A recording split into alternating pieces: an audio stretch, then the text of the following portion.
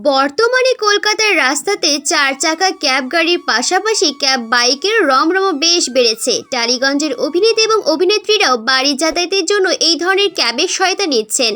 আর এমনটা করতে গিয়ে কার্যত ভয়াবহ এক অভিজ্ঞতার শিকার হতে হলো অভিনেত্রী তনুশ্রী সাহাকে।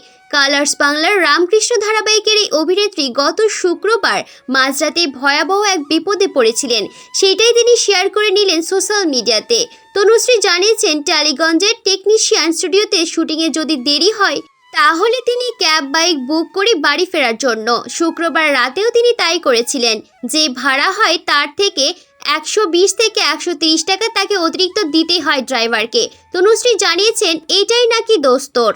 সাধারণ ভাড়ার থেকে 100 থেকে 150 টাকা অতিরিক্ত নেন চালকরা। তনুশ্রীর অভিযোগ, এদিন গাড়ি স্টার্ট নেওয়ার মাত্র ওই ড্রাইভার বেপরোয়াভাবে গাড়ি চালাতে শুরু করেন। এমনকি রীতিমতো দুবার অ্যাক্সিডেন্ট হওয়ার হাত থেকে কোনো ক্রমে রক্ষা পান তারা। তবুও ড্রাইভার ওইভাবে গাড়ি চালিয়ে যাচ্ছিলেন। তনুশ্রী একসময় বলতে বাধ্য হন, দাদা প্লিজ এভাবে গাড়ি চালাবেন না, আপনার হয়তো বাড়ি ফেরার ইচ্ছে নেই, আমাকে কিন্তু বাড়ি ফিরতে হবে।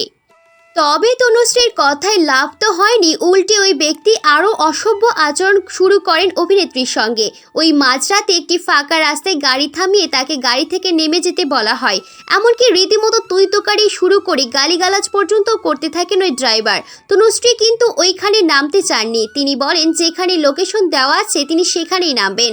এতে ওই ব্যক্তি বলেন, আমি তো যাব না, তুই এখনই গাড়ি থেকে নাম। এখানেই শেষ নয়, ওই ড্রাইভার এরপর তার গ্যাংয়ের ছেলেদের ফোন করে। 8 থেকে 9 জন ছেলে ওই জায়গাতে চলে আসে। গাড়ি থেকে নেমে তনুশ্রীকে মারতেও যায় ওই ড্রাইভার। ওই সময় তনুশ্রী চিৎকার শুরু করে দেয়। এতে ওই ড্রাইভার ভয় পেয়ে যায়। তবে তনুশ্রী বলেছেন, ওই দিন তিনি তার জায়গায় অন্য কোনো মেয়ে থাকলে খুন পর্যন্ত হয়ে যেতে পারতেন। তবে তনুশ্রী ওই রাতে কলকাতা পুলিশের থেকে অনেক বড় সাহায্য পেয়েছিলেন।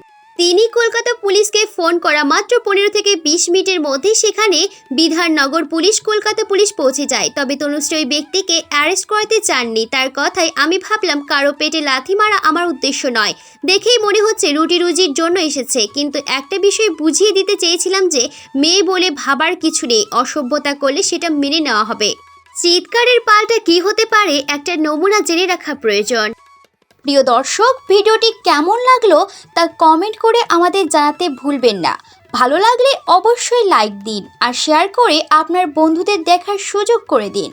নিত্য নতুন সেলিব্রিটিদের আপডেট নিউজ পেতে আমাদের চ্যানেলটি সাবস্ক্রাইব করে আমাদের পাশেই থাকুন। প্রিয় দর্শক, আজ এই পর্যন্তই। দেখা হবে অন্য কোনো ভিডিওতে। সেই পর্যন্ত সবাই ভালো থাকুন, সুস্থ থাকুন। নিত্য নতুন সেলিব্রিটিদের আপডেট নিউজ পেতে আমাদের চ্যানেলটি সাবস্ক্রাইব করে আমাদের পাশেই থাকুন। ধন্যবাদ।